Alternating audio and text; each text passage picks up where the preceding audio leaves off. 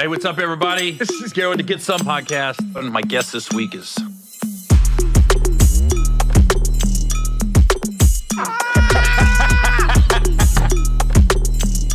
This motherfucker Gary.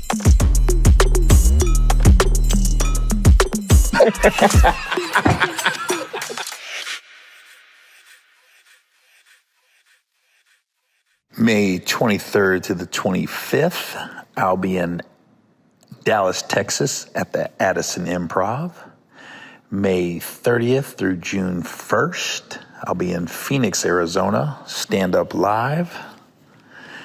June 2nd, I'll be in Tacoma, Washington at Nate Jackson's Super Funny Comedy Club. June 5th, I'll be in Tuscaloosa, Alabama at the Bama Theater. June 6th through the 8th, I'll be in Dania Beach, Florida at the Dania Improv. June 13th through the 15th, I will be in Chicago, Illinois at the Chicago Improv, which is actually in Schaumburg, Illinois, suburb of Chicago. June 19th, I'll be in Des Moines, Iowa at the Des Moines Funny Bone. And June 20th through the 22nd, I'll be in Kansas City, Missouri at the Kansas City Funny Bone. What's up, everybody? Another episode of Get Some. Today we got fresh off his YouTube release of My Two Sons, Ali Siddiq. Yeah, I get right to it. Right into it. It. Don't need no accolades. We talking about this. Isn't that the worst, though, when people are like, what else you got coming up? You're like, what I haven't done already and enough? Yeah, they're like, I'm doing, what am I doing right now? This is what I got coming up. I got to work this. I hate those questions when you're getting interviewed. And so Gary, what's up? What can we expect in the future? I'm like, I don't know. The future? What's right now? Where am I at this weekend? Michael J. Fox? Yeah. I don't know nothing about the future. Right? I didn't know I was going to get diagnosed with diabetes last week. Like, I had no idea. Got an ingrown toenail handling that. Yeah, man. Ain't those the worst? Especially when you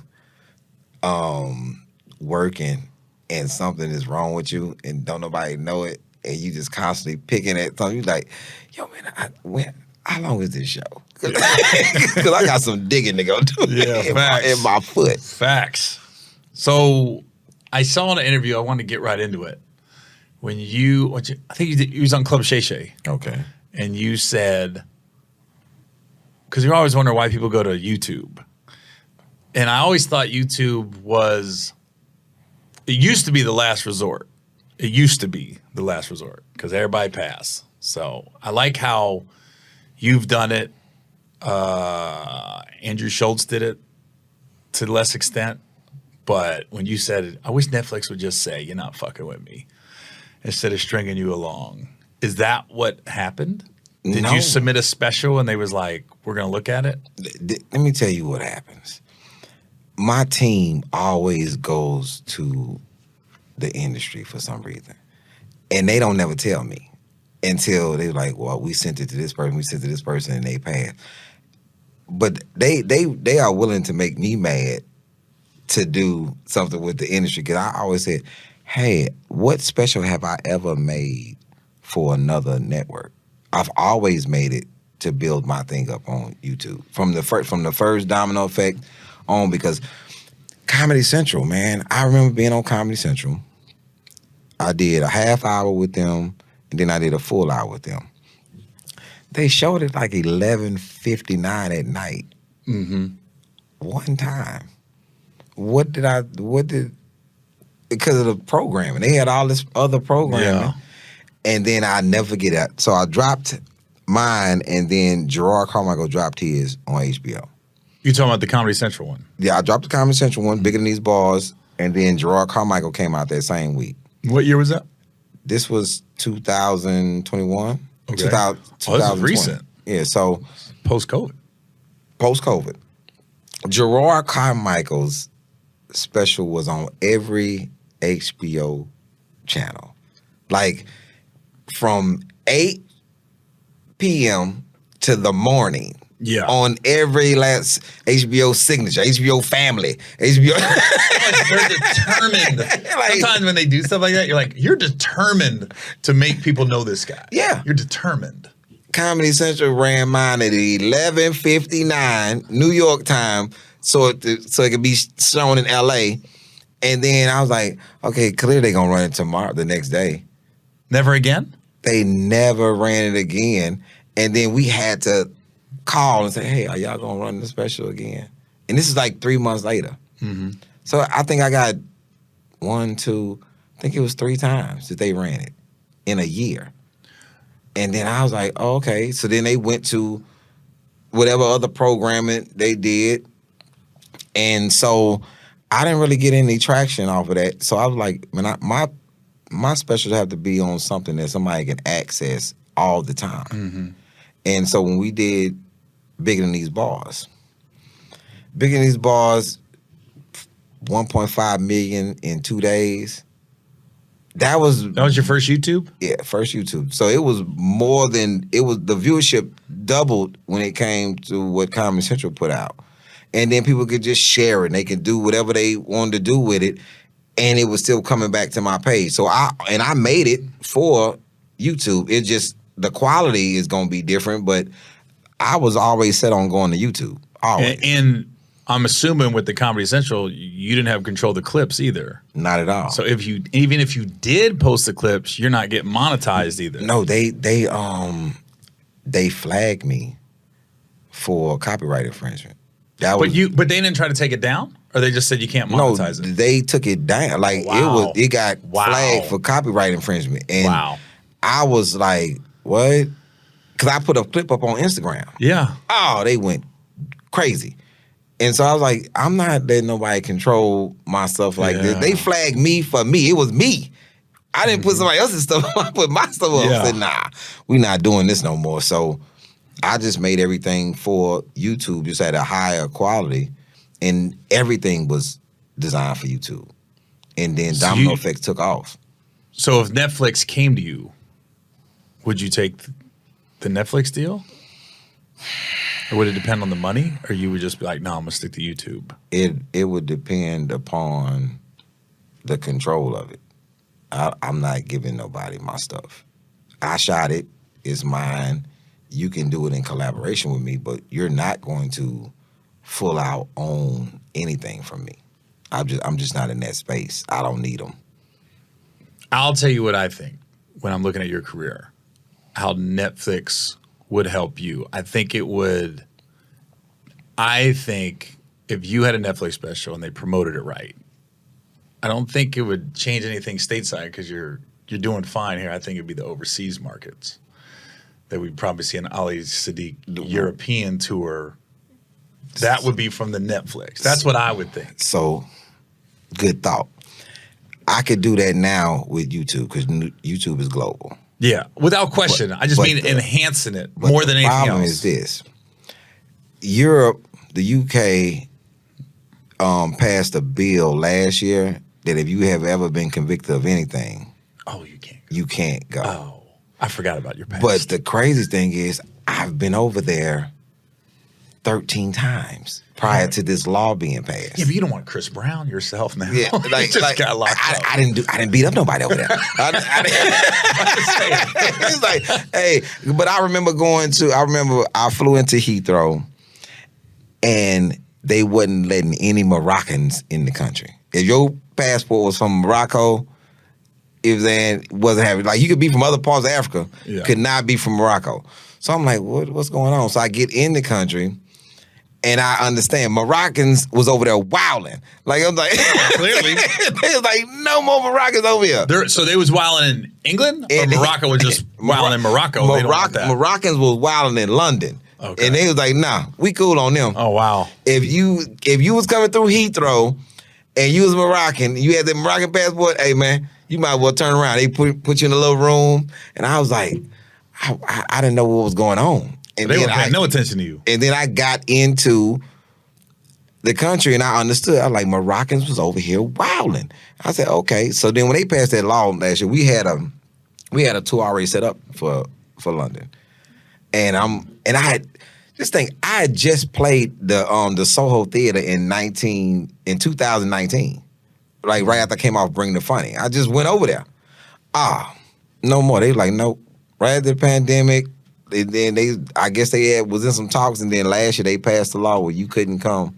And so we trying to get some sort of visa or acceptance to come over there, because that's all I get. Hey, when you coming to London? When you coming to, and it's people who've already seen me over there. And they're like, that's on your country. The Queen said no. Oh, that's funny. I didn't know that. I they just passed it. And you're like, I don't want to say criminal past is so long ago. Is there a statute of limitations on that? I don't know. It's like we got to have an attorney. But I'm like, in my mind, like, is it that important for me to go back to London? And in my mind, like, yeah. But you know what it is? It's like, it's almost like you have 10,000 people in the audience and that one person ain't laughing. And you're like, why aren't you laughing? What's wrong with you? It's almost like that's what Europe is. You're like, why? I want to go to Europe because I want to conquer that too. I want them to know. I would love to. When I used to go over there, it was with these promoters. Everybody out of New York was going. And then I finally got hooked up with the promoter, went over there a couple of times. Then I started going by myself. And I hope Korea doesn't do it, because I've been to Korea 10 times. For the military or the public? 3 times for the military, and then the rest for the public. And so, Amsterdam, I want to go back. Been to Amsterdam. Everybody wants to go back to Amsterdam. Yeah, been Amsterdam is. Everybody wants to go back to Amsterdam. Man, it's a story that I haven't told yet. I'm gonna save it for this special. But I shot a special over there live from Amsterdam, and it was called "The Working Poor." That I still had. Working Poor? The Working Poor, because at the time, it's no way that I could afford to go to Amsterdam at the time that I was over there. Like, if I'm gonna get up and go to Amsterdam, not and stay in these hotels that I was staying in and doing what I was doing. And I was like, yo, man, if I wasn't talented, I wouldn't even be over here. I am literally the working poor. Like, yeah. It's like, when would I be in Britain if I wasn't over here working? I wouldn't just get up and go. But now, I know I'm going to Greece just to hang out. And I went last year. My first time. It was fun. I went to Mykonos, Santorini. I'm going to Mykonos. And Athens. You know how Mykonos got big, right? I didn't find out until I went over there. That was the gay spot. Okay, well. Well, not anymore. I found out when I went over there, just so to give you a heads up, it's Miami on steroids. It never shuts down. Like, you could start in the morning and keep going. At one point, I was like, this is 20 hours, but we got to stop. And then I asked him, I said, when did this, like Tulum is like the spot in Mexico now. All of a sudden it came out of nowhere. And Mykonos has become that. And I'm like, what happened? They was like, dude, this is where all the gay people went. This was a safe place. So if you was gay, you go to Mykonos and nobody was tripping. And they got to party and have their beach. First time I used to go out to eat, the guys next to me, I go, man, that looks good. I asked them what food they got. They told me, had a quick conversation. And I went with my girl over there. All of a sudden, they're literally got done eating. They sat at this little cabana on the beach right next to us, start rubbing lotions on his back. I go, well, all the gays ain't left. There's still some here, bro. I'm glad you told me, because that would have been like, so I'm doing this show, and it's one of the housewives. And she said, Ali, man, you so much fun. You ought to come to Fire Island with me this weekend and hang out. And I was like, Fire Island. From the Ja Rule shit? Fire Island. I'm like, Fire Island. Well, so after the show, because we was taping this show, and then I looked up Fire Island, it was like this whole gay festival that was happening. Oh, my bad. Like off of the coast of New York or whatever the island. I'm like, I called him like, why would you invite me? He's like, I just want somebody to hang out with. No, we got to hang out somewhere else. Yeah. Like, what? No, we can't hang out here. I've been a great rumor. Your next special thought you knew. Ali, Secrets from the East Coast. Man, and I'm like, what made you invite me? She's like, I mean, I just thought, you just can go, just go. No, I probably can just go. but not this weekend. Yeah, facts. Like this is not. It's like Splash. Don't ever let nobody invite you to Splash in Houston. Oh, but you're gonna know when Splash is happening in Houston. I don't even know what that is. I know. I'm glad I don't. I think. Oh, listen. You're gonna go to the Galleria, and you're gonna notice that you're like, wait a minute. It is very different in this Galleria this weekend. And people gonna say, oh, it's Splash. It's like, this is when all of the gay people in the world merge on Houston. It's like Sizzle. You know Sizzle in Miami? No, I don't. Probably the same people do Splash, do Sizzle. And then they go to Galveston and they just take over Galveston. Man. It's like a Beyonce concert. It's like, it is crazy time. And you like, yo, the Galleria was definitely different this weekend. Like, and he's like, oh, it's June, it's Splash. And now you told me the date. And it's like in my mind, I have it registered in my mind. June, no Galleria. How long has this been going on? Oh man, probably 20 years. Oh, for real? Oh yeah. Jeez, I never knew. I can't ask too many questions, and people are gonna start rumors. So I kind of got to move on. I think MC Light hosted it one year. Queen Latifah? Maybe it's one of the two. Missy Elliott? I just know that it was a lot of people in town, and they was like, yo, Galveston. It's like when the Mardi Gras happens in Galveston. The Mardi Gras in Galveston is insane. They have a huge Mardi Gras history. But this weekend, it's like the Kappa Beach Party, but you don't know what that is either. Man, I know what a Kappa Beach Party is. Oh, the Kappa Beach Party was insane. Yeah. Like, insane in Galveston. This is like that with... Just gay. Just say it. Just gay. They saying everything but. It is like, Splash. If you want to see a 6-foot man in a string bikini, don't go to Splash. No, I'm good. I'm good. With flip-flops on. Yeah. Yep. You know what I'm saying? In a fanny pack. Like, yeah, what's up? Call my agent now. Milwaukee, June. You got to get out of here. But June, like, Splash is huge. They barbecuing. It's crazy. I'm good. I'm good. Look, I'm straight. Listen, I'm straight. I think the water is rainbow, like they do, and the water is brown. I don't know how they get this, man. This is insane. No, I'm good on that. I'm surprised that didn't come up in the Diddy trial yet. Man, I don't know what he's in trouble for. I'm still confused on what he's in trouble for. I think they're building up the stuff. Being freaky. Like he's on another level. He is he on Hugh Hefner's level? I don't know about that. That's the thing. It's like Larry, what does dude that on Hustler magazine? Larry, whatever. Larry Flint. Larry Flint. Is he on this level? Like, what level is he on that he is in a Rico case by himself? It reminds me of, I'm going to keep everybody's name out of my mouth, big time A-list athlete, right? He said, yo, I thought I knew what partying was till I got with those A-list white boy actors. He was like, bruh. He goes, those guys, he was in Vegas. He goes, it was on another level. And the stories he told me, I was like, for real? But now I'm hearing all this Diddy shit, and I'm going, oh, it's really like that in some circles. Bruh, I'm not going to say his name because he's doing good.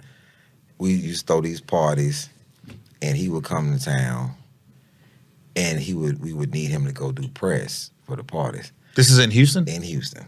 So I went to his hotel room, me and my friend, to get him. And we could not find him. And then my boy said, there go his hand right there. And we grabbed his hand, and it's like we was pulling him from under a pile of women. It's like a pile of women. He's like, what's up, bro? I gotta go do.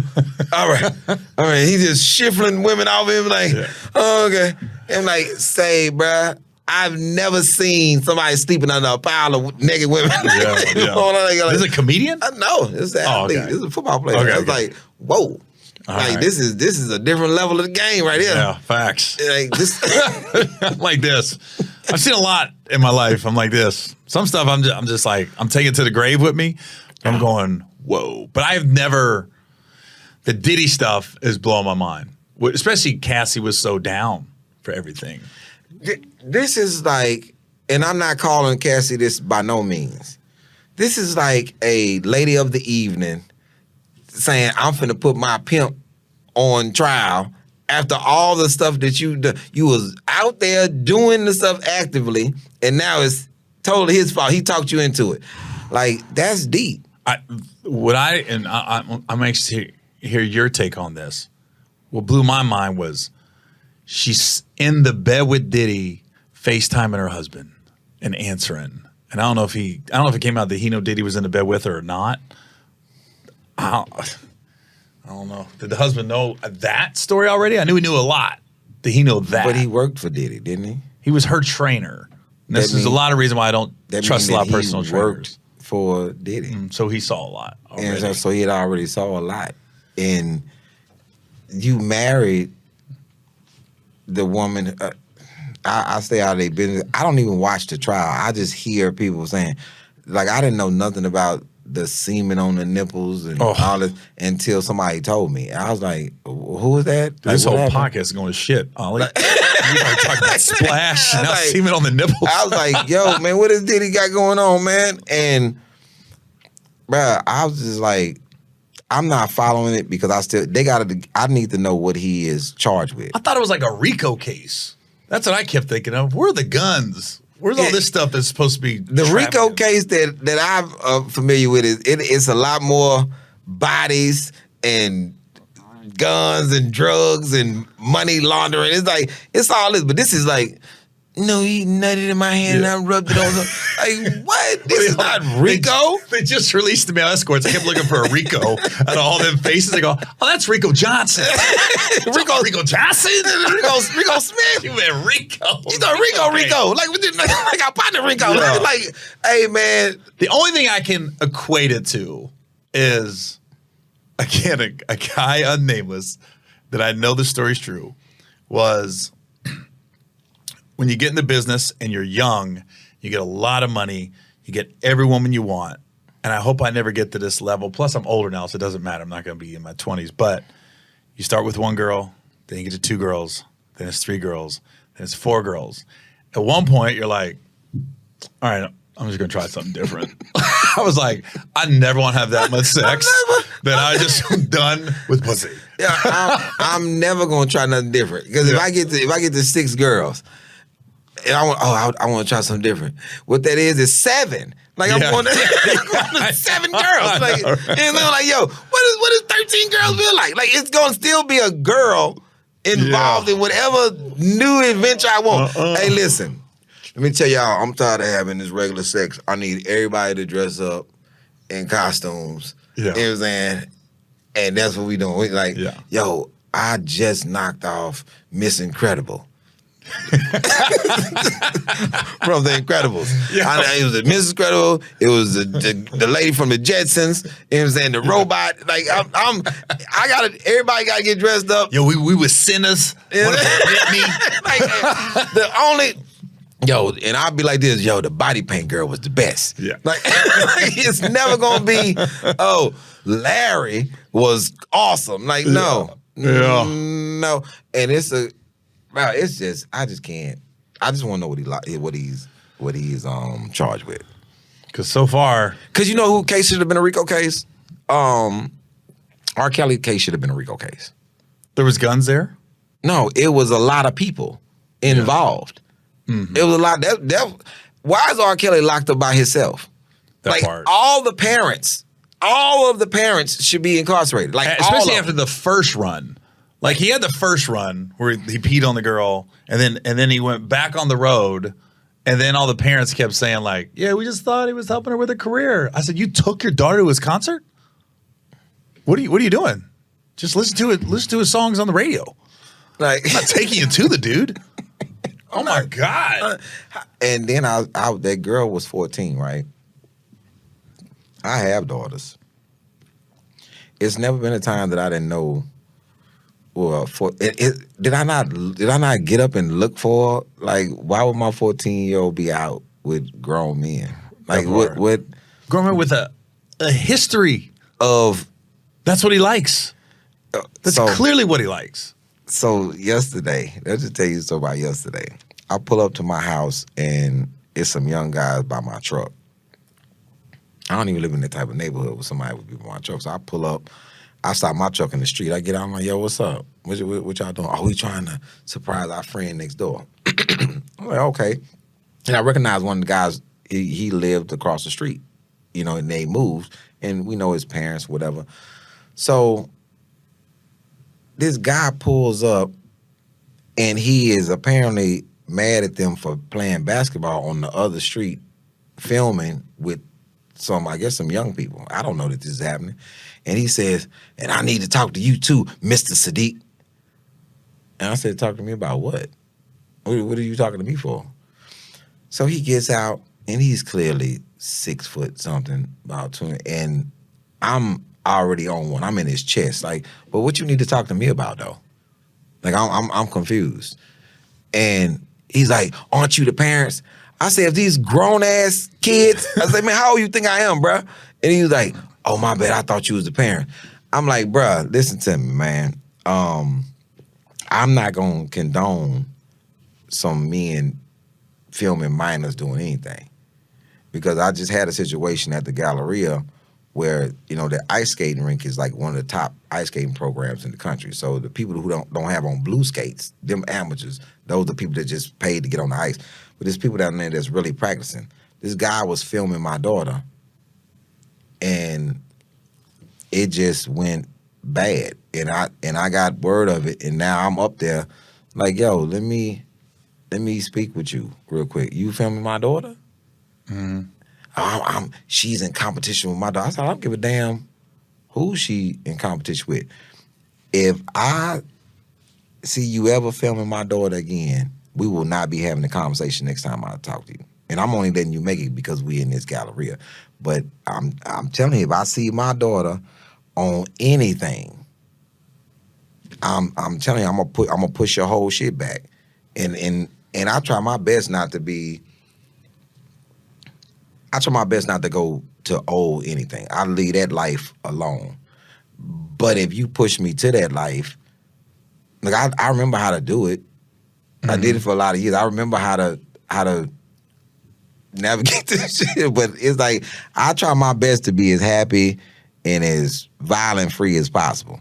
But people be on bullshit. You can't record my daughter. This is a free space. That's what you saying? Mm-hmm. Okay. You must don't like teeth.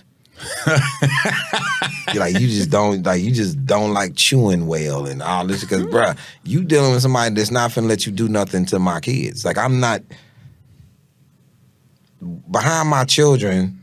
You're gonna get the worst of me, especially if you try not to understand, because I was in a place where they let pedophiles make it. Like, it used to disturb me. Why are you letting these people make it? I'm a non-violent offender because I was selling narcotics. But I go to the other end.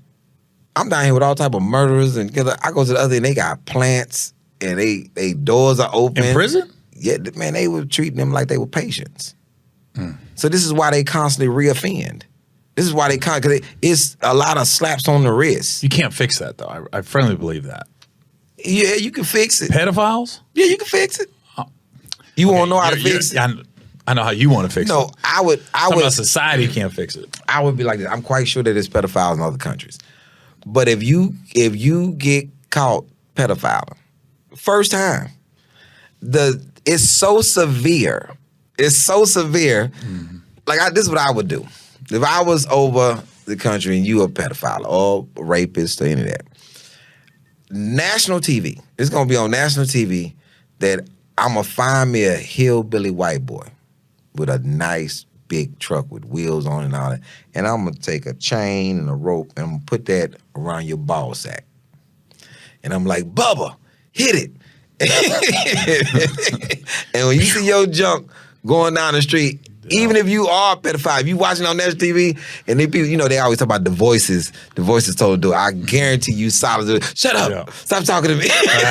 Because I think people need to see something happen for them to understand. Yeah. That is like the best solution, castrate them. Castrate, because I watch a lot of Law and Order. Man, when a dude is a pedophile. Catch a predator. catch a predator. Man, I had a healthy respect for Indian people until I started watching To Catch a Predator. Oh my gosh! If you go on To Catch a Predator, like if it's 10 cases on there, 4 of them going to be. I just came through here with the condoms. The math with condoms. You brought one condoms. coolers. I always carry one coolers. It was. I can't believe in prison they're treating them like that. They keep them safe. They keep them safe. No, they need to like those ones that need to be in gym. Let them out in gym pop. I was in gym pop. And what kills me is like the guards got kids, right? Yeah. You protecting them. The warden got kids. The administration got kids. I always said build a wall. If you want to build a wall, build a little city nobody cares about, and just get rid of it and just drop them off. You guys have fun with each other. Just like literally like say like Escape from L.A. with Kurt Russell. Just drop them off. Like Walking Dead type shit. You guys are on your own. First time you get caught, you get sent to some place in Dakota that don't nobody care about, and that's where you stay. Boom. I don't even want to go to Dakota.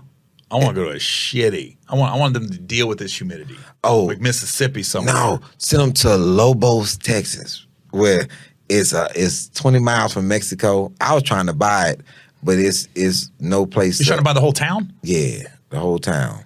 That'd be your next YouTube special. Yeah, but I'm still trying to find a way to get water because they don't get water there for some reason. Because I'm thinking as soon as I buy it, the cartel is going like, you want water? Be like, you're gonna be like, was that Breaking Bad? Yeah, Breaking Bad, Ali Siddiq. It's like the cartel gonna call me out. We can get you water. Yeah. But it's gonna be a side of town that we don't want you to come to. Right. Exactly. Why can't you come over there? Hey man, we over here cooking. So I'm like, I want to figure it out. But I would send them somewhere regardless of the statue or whatever, this is where you go. Exactly. And they gotta know it. And it should be a live feed.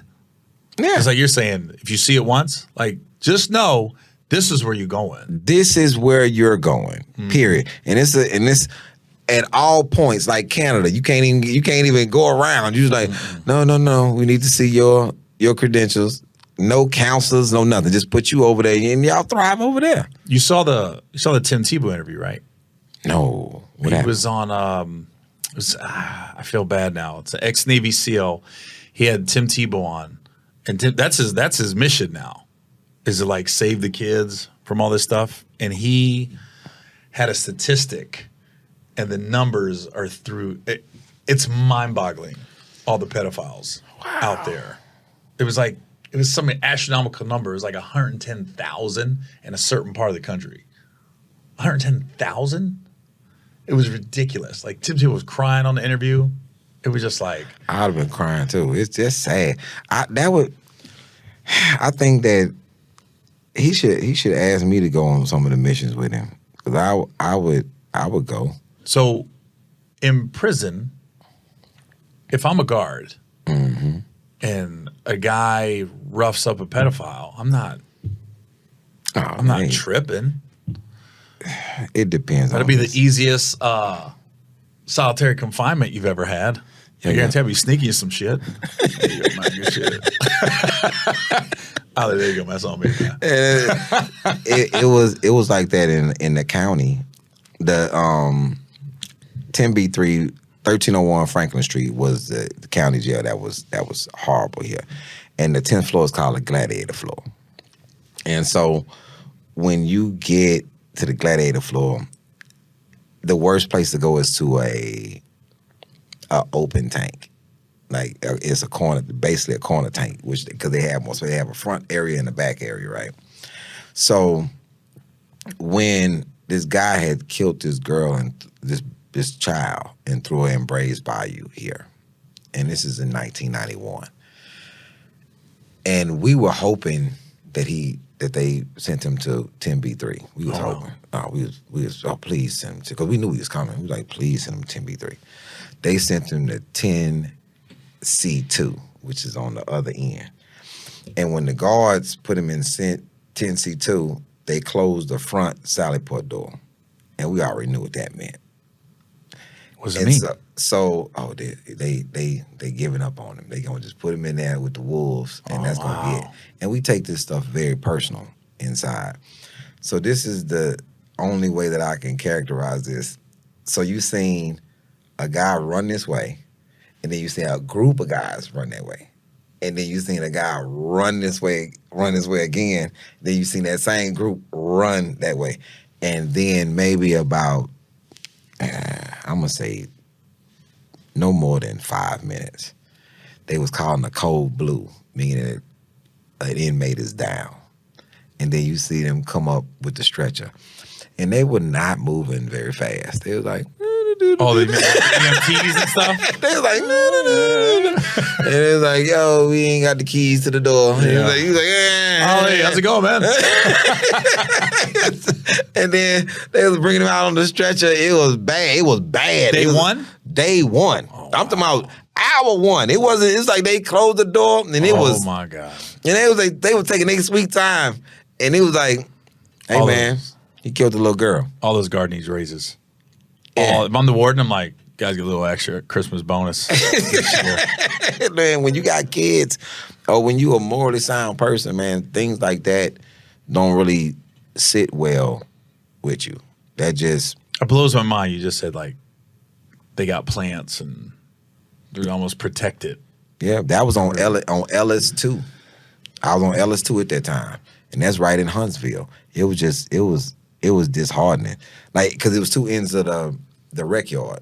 So when you go to the far rec yard, that's when you finally see it, and you like, what?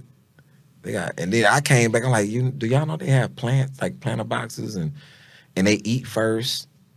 So it's a thing that they would run out of food sometimes a thing, but they've already eaten. So another block would miss out or have to get a substitute something, but they've eaten. Oh wow, it was a very weird experience. You might have that's what bothers me. You might have a guy there that was just living life right, drank one night, got in a car wreck, killed somebody. So yeah, irresponsible. Yes, should he be punished? But at the core, like you said, morally, he's probably sound. He don't get to eat. You know what I mean? But the pedophiles get to eat. First.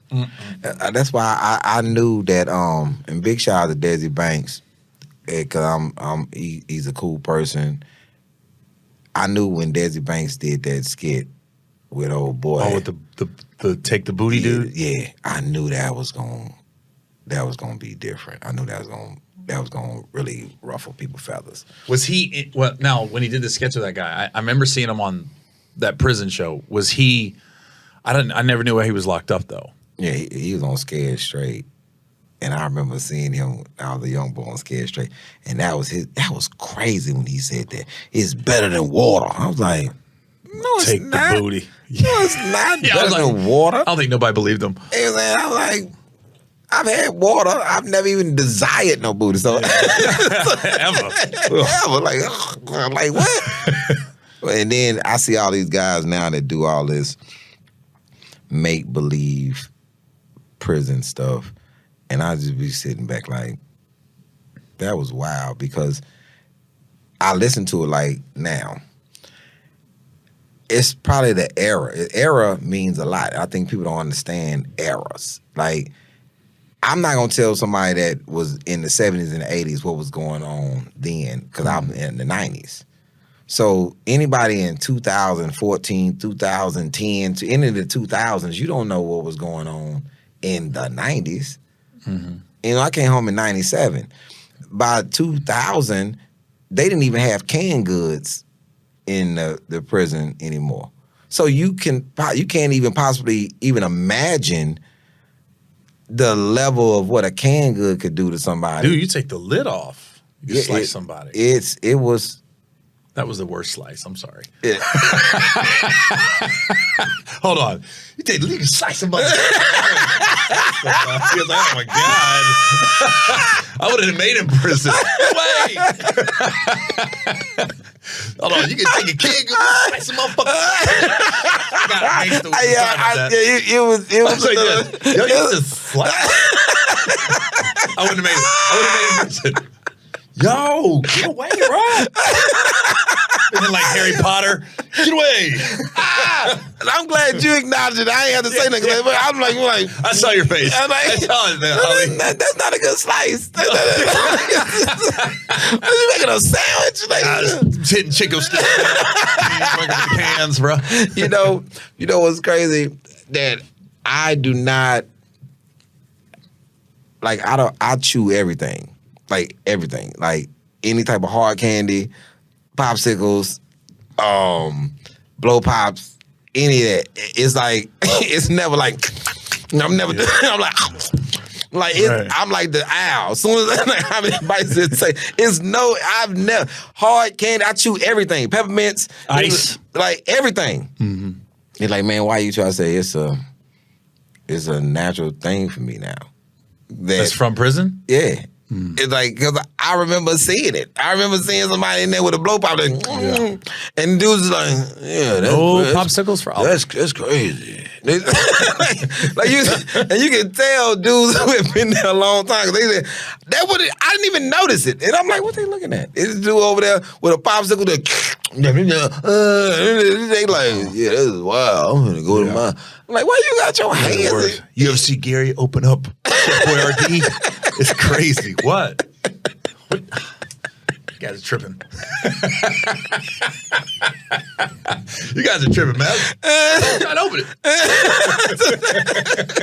And like, what? Man, it was too many female guards down there. Like, and then I never really. Oh, you mean with the female guards be sucking on lollipops and shit? Oh, a female guard with a sucker in her mouth is. I couldn't imagine. In prison? Man, let me tell you. First OnlyFans. Let me tell you in prison, like, what you would get into behind, like, for real. Denise Austin. The fitness girl? The fitness girl. You took it back with that one. It wouldn't. I'm talking about, if I'm telling you this is the first, as soon as the TV come on, it's being turned to Denise Austin. And if you turn that TV from Denise Austin, it is going to be a melee of problems for you. Like, bro, did you just turn from Denise Austin? Like, I have a problem with this. I was like, yo, what you doing? She's like the original Tiana Trump. What are you doing, brother? Yeah. Like, are you new here? Like this is what you don't. It's two programs that you do not turn from. Ever. Really 3 sports. But Denise Austin and Caliente. You turn from you let Caliente come on. That's a Texas thing. You let Caliente on the Mexican. No, it's on the Spanish channel. It's like a Mexican dance club on. Oh, yo, right. You turn from Caliente, and I guarantee this is the only time you see black dudes in the Mexican TV section watching because Caliente is on. You know. Hold on, you said TV section. Yeah, is there different TVs? Yeah, different TVs. You have sports, movies, and then the Mexican TV. Oh, okay. Yeah. So the Mexican TV, they have like Bad Boys, but it'd be in Mexican? It'll be in Spanish. Like, it's always on the Spanish channel. Oh, okay. You know what I'm saying? And that I watched Back to the Future because it was on Spanish. Because I didn't want to watch what they was watching. And then I just went over to the Mexican. Like, I didn't know Michael J. Fox spoke Spanish, but it's their TV. So you just go in there and everything was in Spanish. And I stayed my cell on this particular unit was in the Mexican TV section. So I always most understood Spanish most because I listened to it all the time. Mm-hmm. Like I was bottom floor, cell number 2. I could see the TV. It was right there by my cell. I wake up to and I just wait. And the brothers knew don't fuck with that. But you don't. You wake up and you walk out of that section. You go to either sports or you go to the movie section. You're right. Regular TV. That's very similar to boot camp. Because when I was in boot camp, on Sundays, that was the one day you didn't have your company commander, your drill instructor. Mm-hmm. So we had about 4 hours, 5 hours off. So it was funny. That's one time you could listen to the radio. So everyone got an hour. So the brothers got the hip-hop R&B hour. We find that channel. The white boys got country. Then the other white boys got rock. Then the Mexicans got an hour of Mexican. But the black guys would always try to go a little over the hour. Like once 1 o'clock, I don't give a fuck if the song's in the middle of whatever, Rush Rush by Paula Abdul. Yeah. It's time to go to rock, right? The brother be like, no, you gotta let that song play. And then another song will come on and go, no, hey man, come on, man. That's Babyface. Right. Yeah. And then white guys be like, look, we're trying to listen to Journey. Yeah. You know? But the Mexicans, because we regimented like this hour, this hour, this hour, this hour. When it was time to turn it to the Mexican shit, nobody fuck with them. Like they just be looking at you like, you know, we can't speak English, but we know what time it is. We know exactly what time. The brothers try to punk the white dudes, but nobody, the white dudes or the black guys, when it was time for the Mexican shit, Mexican got on boots because you just don't want them problems because they finna rally. Yeah, facts. It's finna be a rally. They just it's like, it's one look, but they all got the same look. All got the black guys, one's over here, one's being loud, one's being quiet. The Mexicans are together. He was like this. Oh yeah, sorry about that. Oh my man. Paulo played anyways. Hey man, Menudo. I like Menudo. And I'm a big Menudo fan. You know, just facts. Yeah, but I worked in the front office when I was gone. So I'm in education and fire safety clerk. I would come back singing Selena like real hard. I didn't know Selena was because I can't see them, but I thought Selena was definitely black. And they were like, no, I think she's white. Like, white? But, like, no, I think she's Mexican. That's Corpus Christi, baby. And like, I don't know what she is, but I like all the songs. Yeah. You know what I'm saying? But black dudes, with most of us, we grew up knowing all the white songs. Like, because MTV and, mixed radio, it's like, it's not, I don't think it's a Duran Duran song that I don't know. Yeah. But you're looking at, from an adult's perspective, boot camp, everybody 18. Yeah, the young kids, they're like this. Bee Gees, like, they're just looking at something. Average White Band. Like, I know all these songs. Like, I grew up on these songs. Like, so it was not really a racial divide until I got really older, like 18, 19. That's when it racially divided. Because I'm like, Are you talking about the Beatles? Like I love the Beatles. Yeah, right. Like I knew. Like this is the crazy thing. With my kids, as soon as Welcome to the Jungle comes on, they're going crazy. And that's Bengal song. And I like this song because it was the opening for Lean on Me. Yeah, facts. I forgot about that. This is the opening song for Lean on Me. Yep. Welcome to the jungle. We got fun and Or Joe games. Clark got there. Joe Clark, them pedophiles would have been fucked up if Joe Clark was at your prison. He was the warden. Yeah, man, that was a big thing. And like my fan base is, I think it's almost even across the board now. Well, that's YouTube.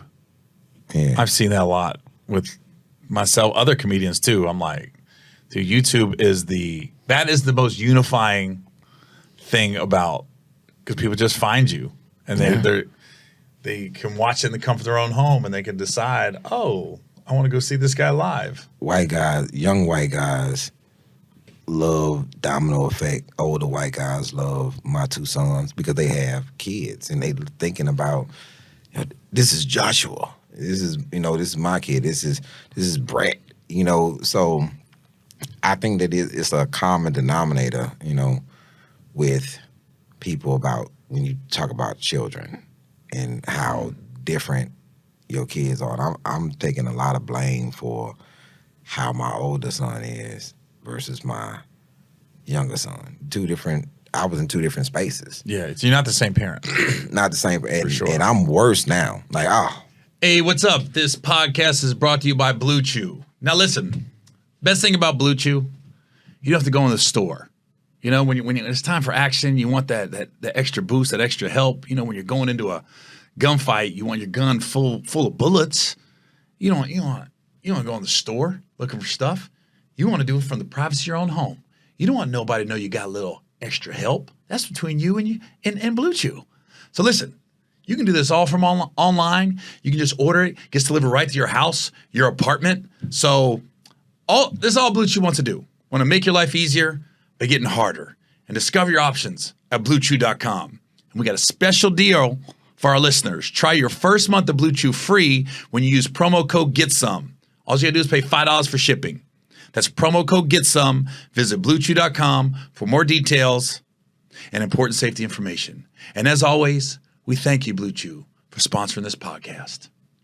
Hey, this podcast is brought to you by Factor, as in Factor Meals, as in taste good. Now listen, I'm on the go a lot. I'm always looking for food options that I don't have to have a lot of time to prepare. And here's the problem with a lot of food options on the go, so to speak. They don't taste that great. This ain't the case with Factor Meals. Now listen, I've tried them, a lot of flavor. They taste good. I actually can't wait to eat my next Factor meal once I eat the first Factor meal. My problem is I'm trying to regulate my portion control, but I eat one and I want to eat another one. So that's my biggest issue with Factor meals. So listen, don't take my word for it. Try it for yourself. So all you gotta do to get started at Factor Meals is go to factormeals.com/getsome. You get 50% off. All you got to use is use GetSome50OFF. That's GetSome50OFF to get 50% off plus free shipping on your first box. That's code GetSome50OFF at factormeals.com/GetSome50OFF. And then you get 50% off plus free shipping. Go do it now. Thank you, Factor Meals. You worse? My younger kids, if you talk about getting away with absolute murder. The younger ones? This is how I am. Oh, it happens. Yeah. Men just want peace, though. we just want everything chill when we get older. I'm not tripping off that anymore. Go to Chick-fil-A. I know it's not good for you. I know they got fillers in it.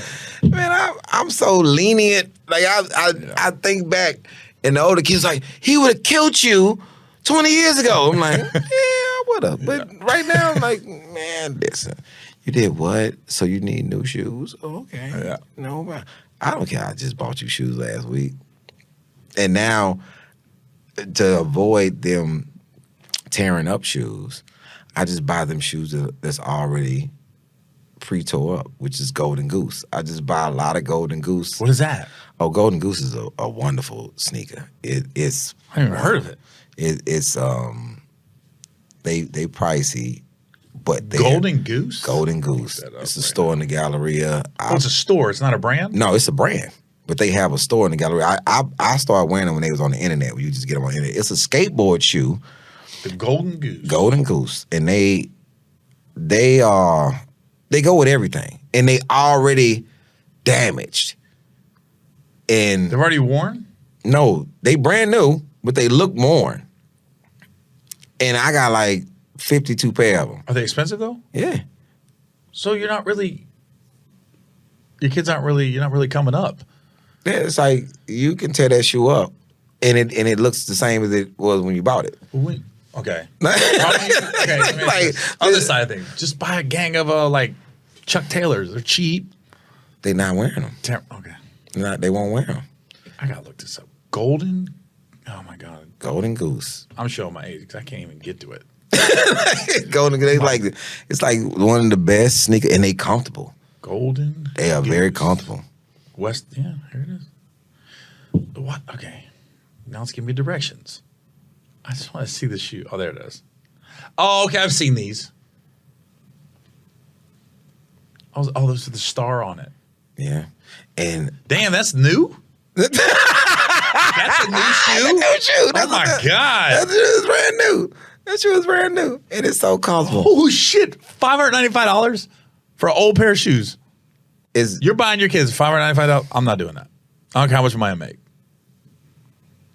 I'm not buying Ali. I get it. That's definitely the black. That's the black. It's I think it's the fact that oh my God, dude, these are okay. I was gonna try to support. I'm not. I'm telling you, don't go in the store then, because you're gonna find a pair that you like, and you're gonna have them on with a tuxedo, and people gonna tell you that's a beautiful shoe you have on. Really? Like, I'm trying to tell you, it's so good that people $630. It's now people have started. Let me tell you, $695. the bootleg ones are they so bad. They so bad that people that know, they're like, oh, you have on the bootleg ones? Wow, you're a crazy town. Like the shoe is so bad when it's bootleg because it's not structured the same. Oh, you mean like fake? The fake ones. See, I'm thinking Texas. What size? Like boot cut. What size you wear? I get you a pair. 12. I get you a pair. Okay. I give you a pair and I meet you and tell you when I got them and I'm gonna find the perfect pair and watch. He's like, you gonna be on stage like, these are my favorite pair of shoes. Yeah. He's like, yeah, maybe you'll test this. Don't matter how much money you make, no matter how successful you are, you get some free shit. You take care of that more than the shit you bought. Somebody get like Nike send you some stuff, or I don't know, Purple send you some stuff. You'll be like this. You will take care of that stuff. My goodness, bro. I bought some jeans from Purple, right? They're the best. And I thought that I was killing the game. But I bought these, they like gray, stone washed, and they had these like rhinestones down the side. I'm like, I'm buying these for the stage. Stage, right. So I get on stage, and I walk on stage, and I can see it on, like they have a monitor. They have a huge monitor, and I see myself on stage, and I said, hey, okay, I'm going to say it first. These jeans are fucking awful. Like it's like I was supposed to be in a goddamn mariachi band. Like I'm seeing them now. Like at first I thought this shit was killing. Yeah. I had on some Barclays, the old Barclays, the jeans on, the Stonewasher. I was like, yo, man, I look fucking crazy. Like, I need one of them little things. The accordion thing. It was like, man, I saw them jeans. I was like, yo, man, these are definitely never going on stage again. Like, you wore them one time? I've worn twice. What made you want to wear it again? I put them in my bag. I was like, maybe I can put it off again. And it was worse the second time. I was like, damn. I like purple. I have a lot of purple stuff, but these particular jeans, never again, bro. Like, I'm wearing them shits like out leisurely, but no, I'm not, man, bro. I look so crazy on stage. I was like, yo, and then I was like, yo, man, I'm supposed to be a fucking salsa dance instructor with these damn pants on. It was like, man, I'm gonna send you a picture of them. They awful. They're awful. See, I got a purple outfit right now that I haven't worn. And I'm doing the same thing, Ali. I'm like, I'm saving that outfit for the stage. Now you got me worried about that shit. I'm like, they got rhinestones. They got a rhinestone, but it's not my comfort zone. But I went into purple at the Galleria, and they sold me. I walked out. They had 3 people. Oh, that's it. That's it. Oh, that's the one. I was like, this. Really? I'm like looking around like, this the one? So I just shot 3 specials in Detroit. And back-to-back nights? Back-to-back nights. That's wild. And one outfit is my signature brand, which is Gucci. And then... Yeah, you love Gucci. Love Gucci, man. I don't know, who likes the Gucci more, you or Deion Cole? Probably me. Cause Deion be Gucci'd out, or is it Louis Vuitton? It's one or the other. Yeah.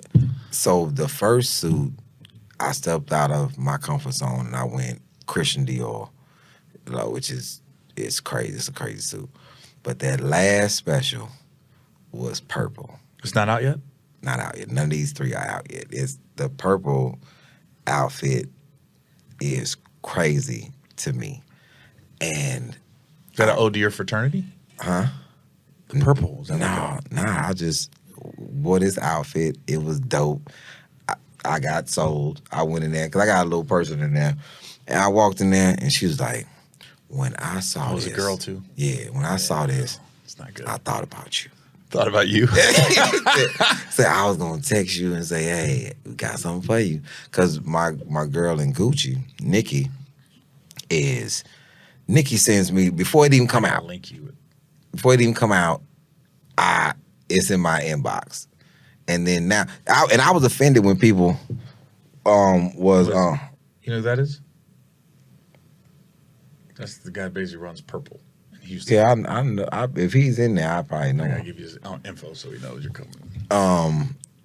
So the manager in there, he was at John Barbados at first. Barbados is sweet Tall too. black guy. He was at Barbados, and I bought something out of John Barbados, this lambskin long coat with all this fur inside, because when I walked in there, he spoke to me, and then everybody else was in there was like, like kind of don't waste your time with him. With you? Yeah, with me. Not That's knowing. Pretty Woman type not shit. knowing. And dude was like, nah, and because he was new. And he was like, well, you got to learn to pick your customers. And he was like, oh, okay. So I bought this $5,000 coat that I didn't even want just to fucking stunt on them. Yeah. But then I ended up loving the coat. So he moved to purple. And I still go in there because he works there. I've never been in John Barbados again because they, like, hey, man, in the Galleria, this is the wrong place to try to prejudge somebody. Facts. That's how I got Nikki and Gucci. I walked in, she spoke immediately. And I was like, and Nikki is like, yo, I guarantee when he walks in here, I can go home after he leaves. Like I don't even have to be in it no more. Because he is going to run up the numbers. So I was really offended when people was talking about, well, we talked to the Chinese people and they said that all the stuff made from Gucci. Like, really? So when the dude came from Milan and the other dude came down from New York and I got all this custom stuff designed for me, they shipped it back to China? Mm-hmm. I say, do y'all realize when somebody wants you to buy their stuff, they're going to discredit and I told my partner, because he went online, y'all ought to feel stupid. See what I'm talking about? Y'all ought to feel stupid. All that stuff made in China. I called him. I said, hey, we're going to go to the store that you buy your Gucci stuff from, and I'm going to go to Gucci. And then we're going to go in the parking lot, and we're going to rip something off of your Gucci stuff, rip the same thing off mine. And I guarantee I'm going to go back in the store and say, oh, this fell off. And they're going to replace mine. Right. They're going to call China again and say, we need another one. Yeah. But let's go to your place. Yeah. I said, man, do you know, I don't think that you understand that they shipped this to my house. Like, I don't never walk out of the store with bags in Gucci. Mm-hmm. I go in there, I shop, and then I walk out with the receipt, and then they send a runner to bring it to my house. Yeah. If I buy something that's too big, they pay for the alterations. I said, they're doing a lot for something that's not real. I said, y'all, you weird. I said, well, let's go buy something and just see, do they pay for the alterations? I mean, you sound crazy, bro. I said, but I understand you want to validate your bootleg shit. You want to feel like you the same. Just like when people, what that man told me in the middle of the mall, oh, Van Cleef. I said, that's a Van Cleef? How much is it? He's like, $180. I said, so it's a Van Cleef. I'm going to say this again. It's a Van Cleef bracelet. Well, it's a replica. Then it's not Van Cleef. Yeah. I don't give a damn if your Cartier bracelet don't come from Cartier, it's not a Cartier bracelet. I don't give a damn. Right. You can't buy it in the middle. I said, man, this I've never been a part of fake it till you make it. I've never been a part of it. Right. Quarterback ain't Joe Burrow. And what do you mean? This is good. It's a Joe Burrow. I don't want him on my team. That's how I'm looking at it. He throw the same way. Yeah. He's white and he's right-handed. That's not Joe Burrow. It's a weird. So the purple outfit is Gucci? No, it's purple. Oh, it's purple by purple. It's purple by purple. So that is not going to be in black and white. The way you said, because the one special you said, I just like black and white, and then you just went, nah, I got this purple one. I know you was like this. No, it's not. A purple outfit is by purple. I thought it was a purple outfit by purple. No, this is a purple. Oh, okay. Denim outfit. Wait a minute, mine's denim. We better have the same fucking outfit. What color is it? It's blue. No, mine's not blue. Mine's not blue. It's got some silver in it though. It's like silvery blue. It's not. No. I'd be so mad if I see it like this. That motherfucker. Like, I'm not even gonna get that one. I would shoot a special and be like, I would call it this the same outfit as Ali. And people would think I'm talking about Muhammad Ali. They'd be like, wait a minute. That's actually kind of funny. Two comics in the same outfit. You know how crazy that would be? Let me ask you this. Who's your openers? Do you have the same ones? Yeah, same Marcus D. Wiley. Okay, so when you're on the road together, sometimes you go shopping together, right? Man. Or you get free shit sent to you, like somebody comes up. You know where I'm going with this? I never get free stuff. But let me tell you, me and Marcus are both Libras. We in the same era. He's 52, I'm 51. We think basically the same a lot. And we have walked down. That's where I was going with this. and I said, Marcus, I'm not changing. You're the headliner. I am not. Hell no, you don't. And Marcus like, I'm already down here. I'm like, I don't care, Marcus. Marcus, I am not changing Marcus, my you're here outfit because of me. And he's talking about, I have on different shoes. I'm like, I don't give a damn, Marcus. I'm not. We look like a goddamn group. We ain't know the boy band. And I shot his special. Oh, really? Marriage is major surgery. So he's leaving. It's not a purple outfit, is it? In June. He don't have a purple outfit, does he? No. Okay, I'm getting worried. Yeah. I'm really worried about this outfit. No, you good on our end. We don't have it. Because I got it. I'm saving it for my next special. I'm just holding it. Who's shooting your next special? I'm following your guys' lead. My last 4 I'm financed. 2 I end up selling to Showtime, but Showtime's not buying specials anymore. So Nigga, I was about to say that was like 2 years ago. Yeah, they're not buying. So my last 2 I did myself. So the last one, I'll say this about people on Showtime. I say Showtime. I remember when Showtime said they wasn't buying specials, and I said on the phone with them. I said, if comics have fucked up you so bad, you're not buying them anymore. It's like no, we're not buying. So they bought yours. They bought like 3-4 of mine in the past. Yeah. But the last 2 I did. That's why I was when I said Detroit, because I did something similar. We shot 2 Friday. The goal was shoot 4 shows Friday, Saturday, and you edit them down to 1. Mm-hmm. And Friday came, we shot the first 2, and I woke up Saturday and I looked at my manager. I said, "We're clean, right? We got those?" I said, "I think I got another hour." She goes, "Do you?" And I said, "Yeah." So we sat there at the coffee shop, went over. It's got to make sense. Mm-hmm. And then we shot the second one on Saturday. So I did 2, but I didn't do what you did. I got the exact same outfit on, the exact same backdrop, because I wasn't thinking I was going to do 2.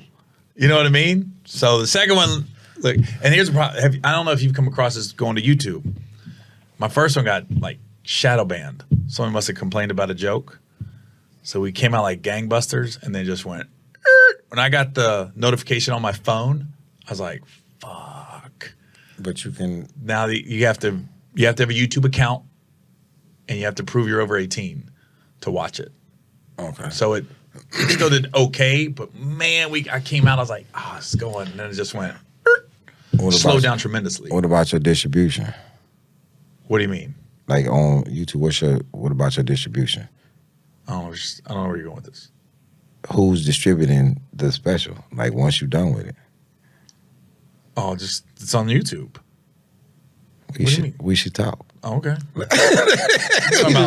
I'm TikTok? What are you talking about? I'm all business. I'm like, so who's distributed? Like, because we distributed Marcus's to get his numbers to where he is now. I think he almost at 3 million in 3 months.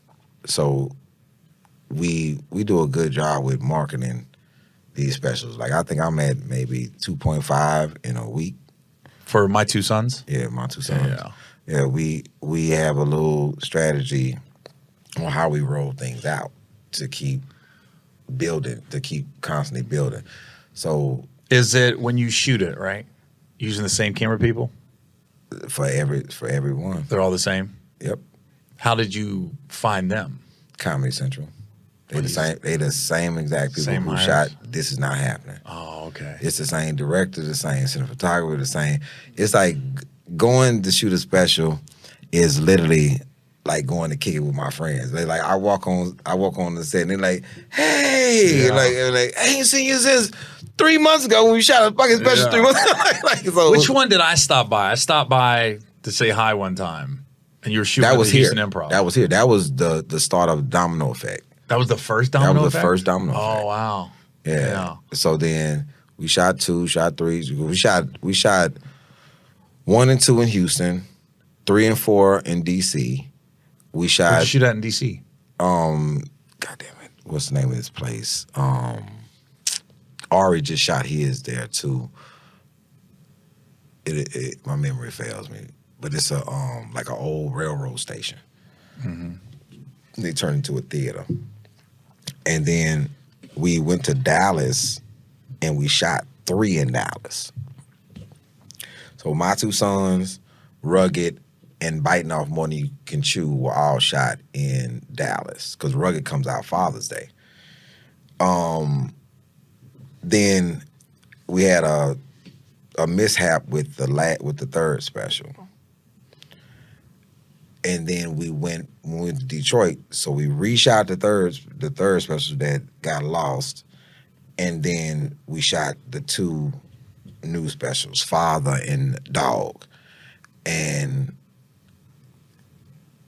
February we getting ready to shoot In the Shadows, the three different ones for In the Shadows. That's not about the pedophiles, is it? No, I'm not at all. At the end, we're going to kill somebody. You're like this. This is my last special, Gary. Yeah. Wait till you see the end. I will not be killing nobody on this, man. I think people waiting on that one. Like, this is the one he finally reveals that he killed somebody. This is it. He's at a Diddy party and somebody approached him and they died. Like, and so after that, we have like 4 more that I'm gonna shoot, and I think my favorite one is gonna be Conflict. Conflict is. You already got the titles? Yeah. I think that's, for me, that's half the battle. I shoot a special. I'll be like this. What do I want to name it? That's how I start. I start from there and then I build from there. Oh, see, I'm always like just shooting shit and be like, what I talk about? Yeah, like, all right, yeah, okay. What's a good title?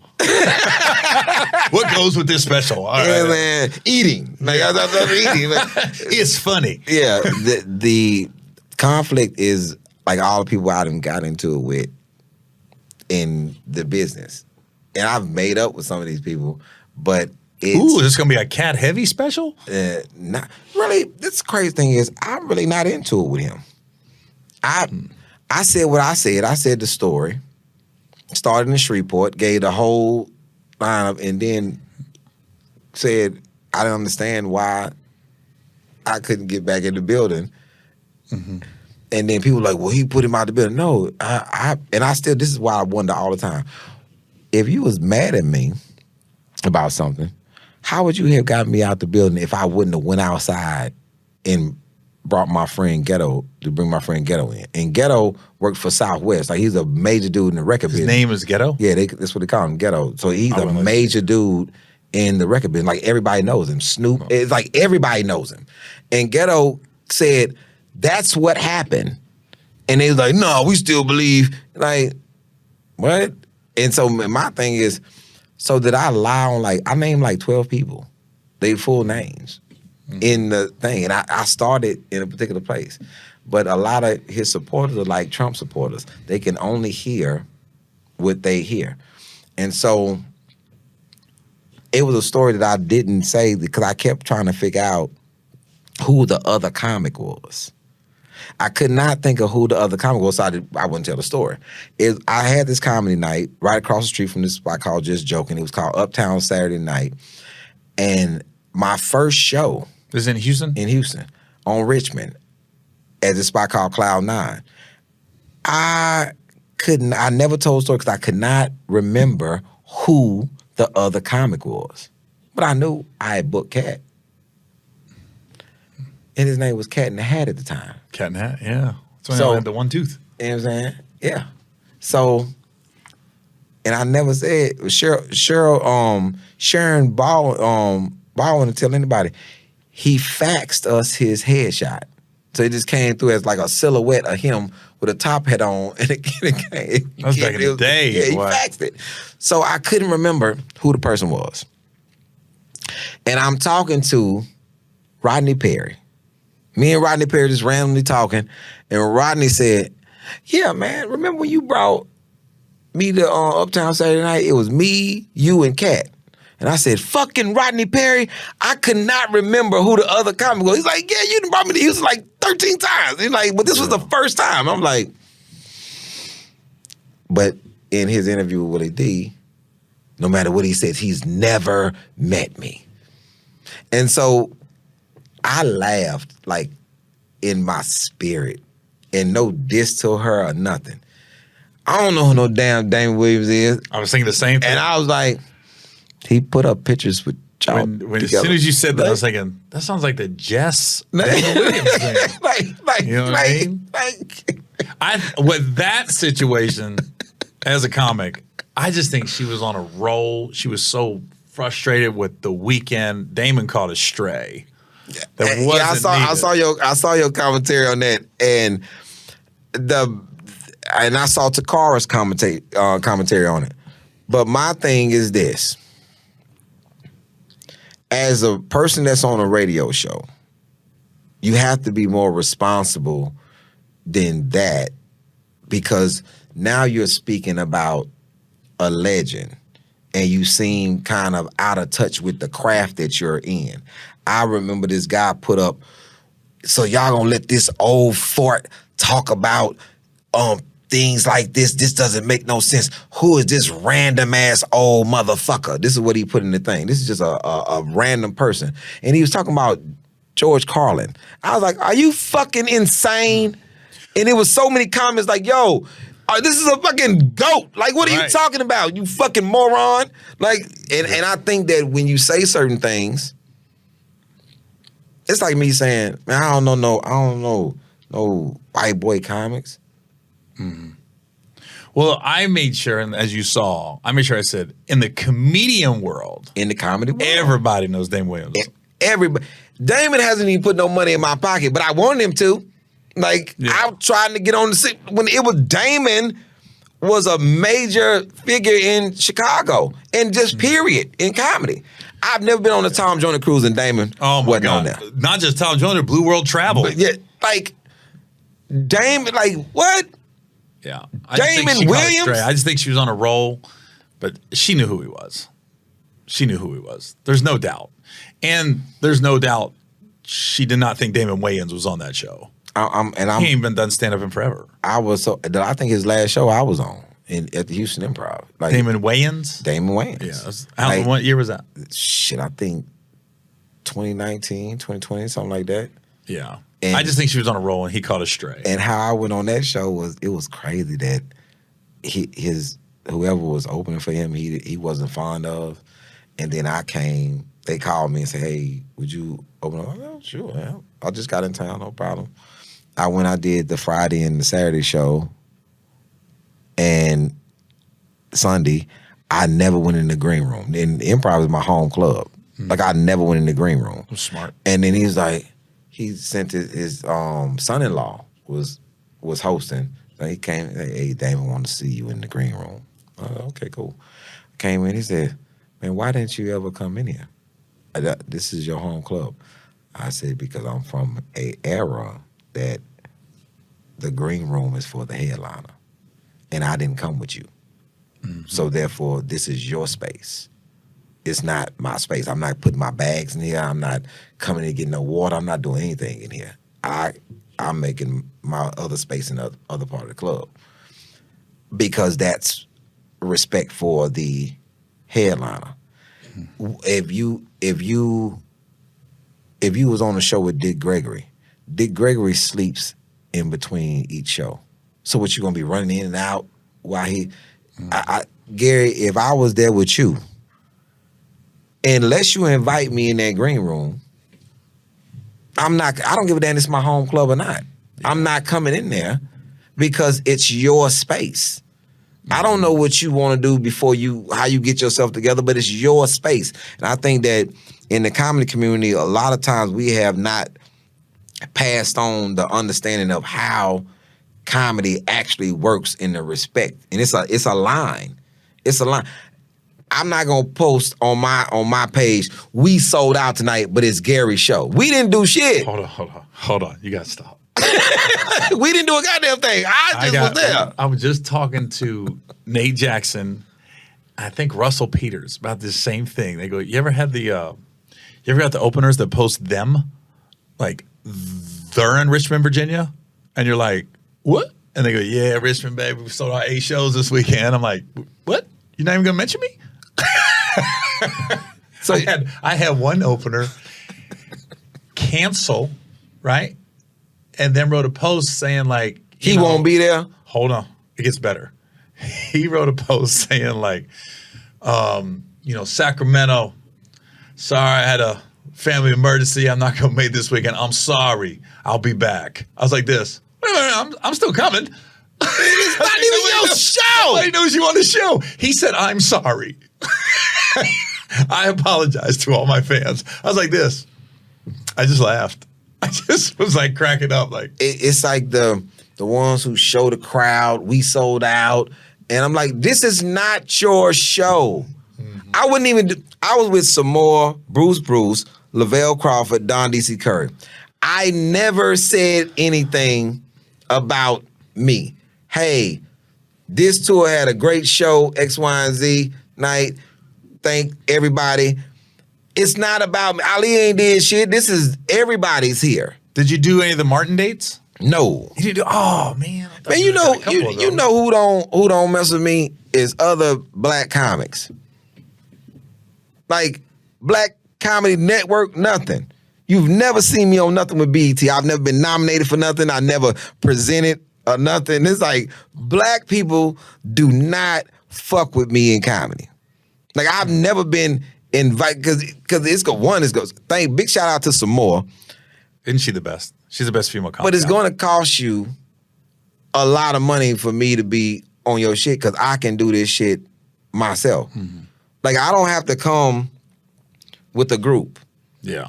I'm selling out theaters on my own. Like I know they felt some type of way when some other people was there and then I came to Chicago theater right there and they was like, yo, this shit is sold to capacity.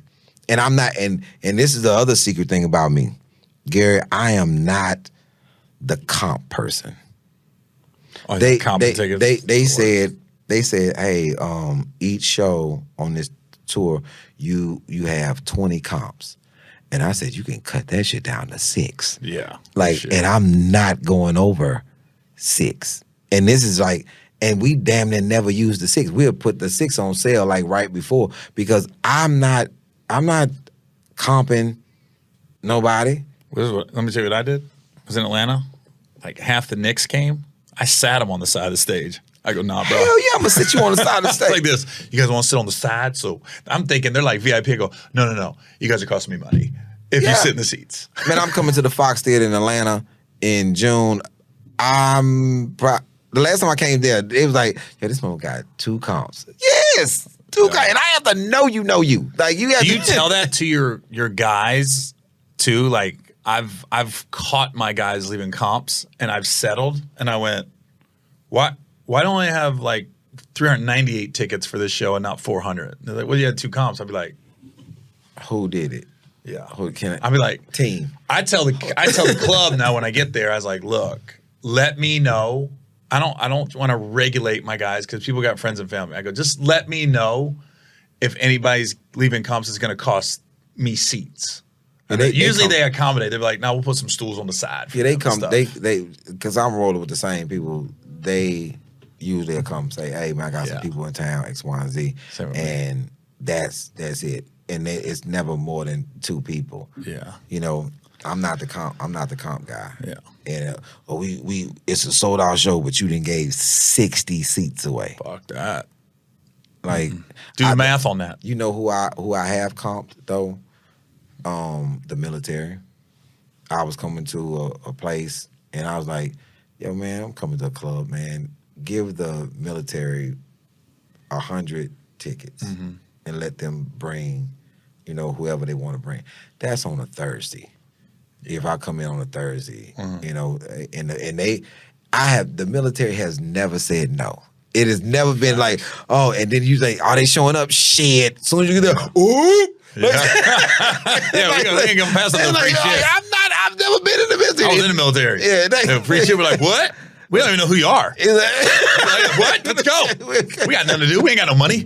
Like we riding. And I do that because my sister was in the Navy, her husband in the Army, and I have a strong admiration for the military, the people that's in it. And the military may be doing the upper echelons, may be doing some bullshit, but they don't have nothing to do with the layman's man in there. The workers. He's like, yo, I'm just coming, and I can bring my wife.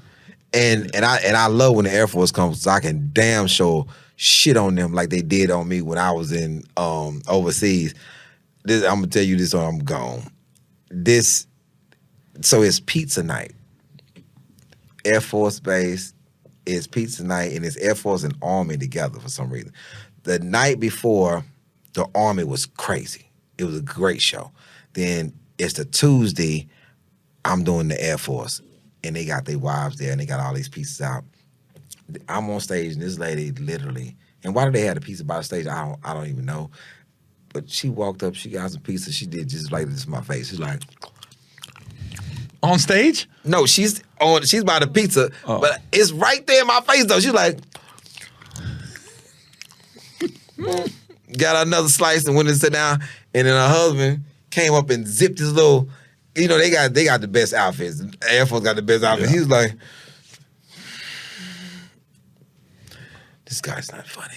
Like, y'all actually not listening. Y'all fucking eating pizza. Yeah. Smacking. So the lady for the Army, she was like, the next night is going to be incredible. So then the next night, it is a madhouse because it's Army people. And then I saw the fucking officer from the Air Force in there laughing. I was like, you do know I'm saying the same shit I said last night.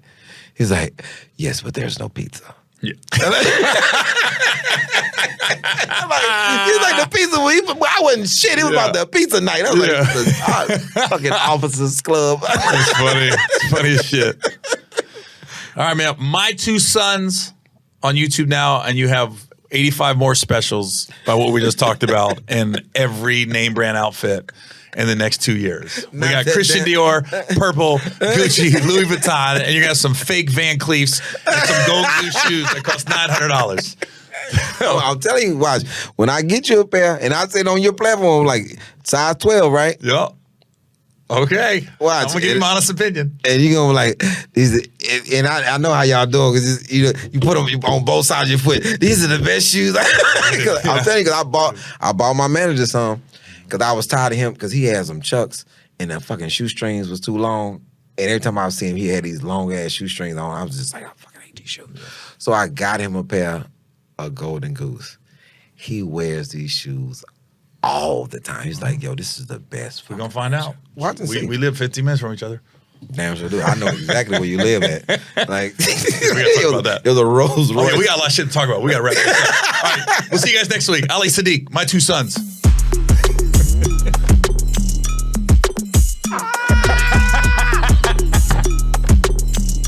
This motherfucking Gary.